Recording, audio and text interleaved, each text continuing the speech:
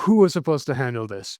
Why is this taking so long? Why haven't you followed up with her yet?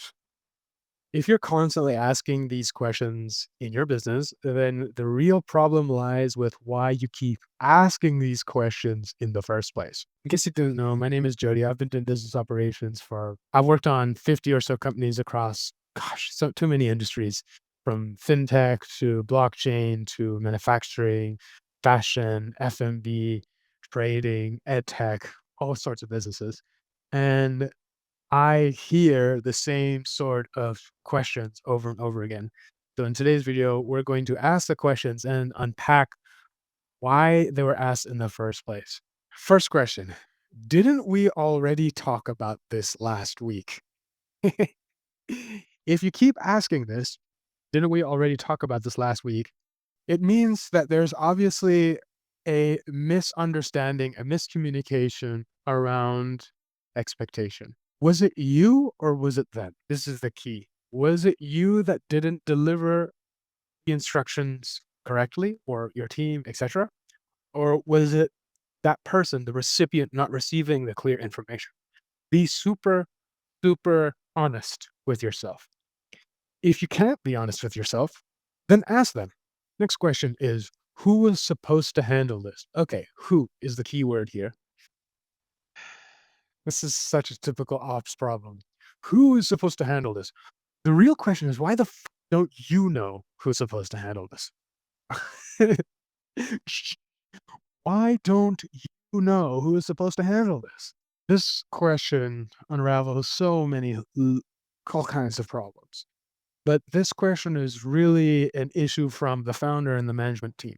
If you do not know who is supposed to handle this is on you. Okay? It's plain black and white. Sometimes it's the recipient's fault, right? The recipient being the employee, the freelancer, the executor. And sometimes it's the delivery, right? The management team, the CEO, and what have you. This question's for you, Mr. Founder, Mr. and Mrs. Founder. You should know, you and the operator, the managing team should know exactly who should be handling this. So you shouldn't be having to ask that question in the first place. You need to get your operations in line, and you need to be clear on how the operations work and how your management team works in order for you to self-answer this question. Next typical question I hear about all the time. Why am I the one finding out about this now? Uh, Usually this is a frustration moment. Why am I finding out about this now? Like, I'm only able to hear problems at a very specific time of the day.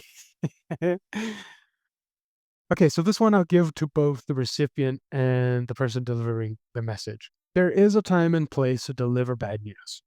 So if you're an employee, you should know when is the right time to deliver bad news. If you don't know that you're delivering bad news in the first place, that's a whole other whirlwind of problems. But timing is important. Bringing things up is important. Should it be via email? Should you have a one-on-one private discussion with whoever it is your senior? Or should you have it in an open format, right? In a weekly stand-up or something like this. So there's also a time constraint to this question. It's a literal question. Why am I finding out about this right now? Meaning, why didn't you actually tell me this before? Which is another follow-up question. Why didn't you tell me this before? It means that there's a time constraint, time variable, meaning that there's some sort of upcoming moment where we need to deal with this problem. So let's say you need to do a handover tomorrow, but you only find out about this key issue right now, right? So why wasn't this previously discussed last week or moments before? I'm going to throw this specific question back to the person delivering this question, which is usually upper management or the CEO. Why am I finding about this now? Have you not made it clear as to when should be receiving bad news? Have you made it clear to the person executing it, the team executing it? Hey, this is a serious project. It's very important. This is a big client. If there's any problems, any small problems, call me at any time of the night. This one is a blue chip client. I need to make sure that delivery is 110%. So if you come up with a problem, even if it's at 1 o'clock in the morning, you should call me. Have you made that clear? Next question. Where's the latest version of that file? Ah, okay. Where's the latest version of the file? I can't be bothered to look at it because my current emotional state has risen. I am agitated. I can't be effed looking for this file. So I wouldn't take this question personally if you're the recipient, right? Hopefully you're not the recipient. If you're watching this video and you're my ICP, you're having a good laugh because I know you've asked these questions before. Okay, next question. Why is this taking so long? Is it a real question or not? Sometimes it's real. Let's talk about whether it's a real question or not. Why is this taking so long? The expectation of the delivery, the time frame that you have allowed to the person executing it, is it sufficient? Is it actually sufficient? Are you pushing too hard? Maybe. I don't know. It depends. Or is it really the person executing it takes a long ass time? It's a case by case basis, right? I think I'm a big fan of extreme ownership, right? Finding out what is the capacity and capability of the person executing whatever it is that you're working on. If you know, and once you get the rhythm going, if you know that this person takes 2-3 weeks to get a very specific complex task done, give them the 2 to 3 weeks that they need. Give them the resources that they need. I want to do this video on a basis of context. Sometimes it is the leader's fault. Sometimes it's actually the person delivering its fault. Not all the time. Not all the time is it really one-sided. Sometimes employees are dumb and crap, and they're not worth their money. Sometimes it's the leader's fault. They're just too aggressive, not clear, and all over the place. So why is this taking so long is very context dependent. Is it you that didn't give the right time, energy, and resources to let the deliverable shape up to its level of quality? Did you mention the level of quality?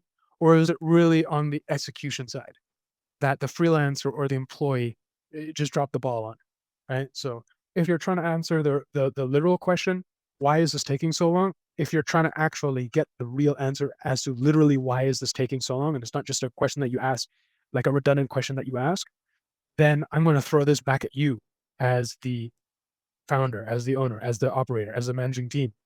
You should know how long this takes, right? So think about that. Okay, next question.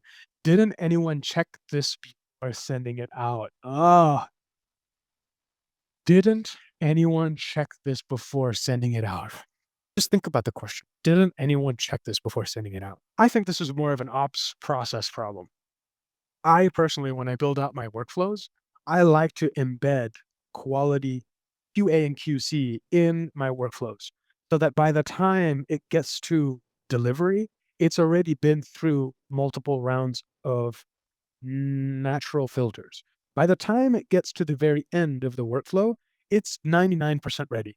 To answer the question, it's a workflow problem. If you keep asking this question, it means you need to implement gatekeeping at certain parts of these consistent workflows to make sure that by the time you receive the file, it's already 99% there, right? So this is a workflow problem, if you ask me. Okay, next question. Why are we having the same mistake all over again? This is a lack of clarity for sure. This is a founder's problem. This is your fault. This is an operations problem. And this is an extreme ownership problem. Why are we having the same mistake over and over again? It's not that you're hiring bad employees. And even if you are constantly hiring bad employees, if you have the same mistakes over and over and over again, and you're sick and tired of being sick and tired, it's your fault. Figure out exactly what you're doing wrong and don't do it again. Why do you keep having the same mistakes? It's all your fault. It's you as the owner that needs to own up to the situation and stop making the same mistakes. Oh, we keep hiring monkeys. Stop hiring monkeys then. Stop hiring these weak ass people. It's probably your fault. Set the standards clear. Set the deliverable date clearly, right? Once or twice, if you hire somebody, let's say in the off case where you hire someone, it didn't work out, then you hire a second person and it didn't work out. The third one, if they can't deliver to your clear expectation, then it really is the market's fault, right? You see what I mean? Make sure there's a reason as to why you're not getting the best out of your situation. If you're having repeat mistakes over and over again, get clear on what the issue is. Get clear on how to solve it and solve it. Stop making the same mistakes over and over again. If somebody needs to get fired, hire them. Hire somebody better. Set the expectation better than it was previously, right? This person failed because of this. This is what I want to alleviate that problem. So then go for what you want, right? Make those changes. Make those changes. This is on you. Next question. Where are we on that client request? Oh, man. Where are we on that client request is typically framed as where are we along in the process, right? We've kicked off some sort of process with X, Y, and Z project. How far along are we on that process? Where are we on that client request, right? If it's a specific nuance in the process, that can be associated with that question. But essentially, where are we on this client request is checking in. It's a checking in mechanism with the employee. So if you keep asking, where are we on the client request? It means you as the founder have some sort of anxiety as to why it isn't up to your speed. Honestly, you should not be asking any of these questions. You should know where you are on in the client request, right? Just checking up once in a while is fine. But if you keep asking these questions, then it's not clear as to what your expectations are, how good the employee is at delivering onto your expectations. So back to you hiring them in the first place, you should know roughly how long it takes for things to get done. And you should trust your team as to deal with whatever problems that you have. Okay. So don't push them so hard, right? Set the expectations, make it clear. And if they fail 2 or 3 times, make that cutoff and say, you failed 3 times. You're out. We already agreed on this.